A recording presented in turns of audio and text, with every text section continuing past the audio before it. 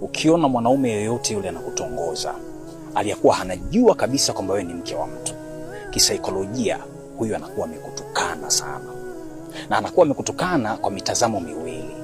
Sawa?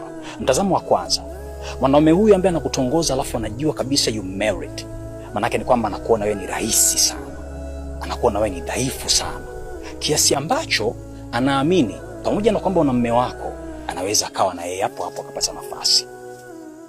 Huu ni udhalili ambao kitaalamu mimi namuita ni cheaper. Sawa? This man anakuchukulia wewe ni cheaper. Sawa?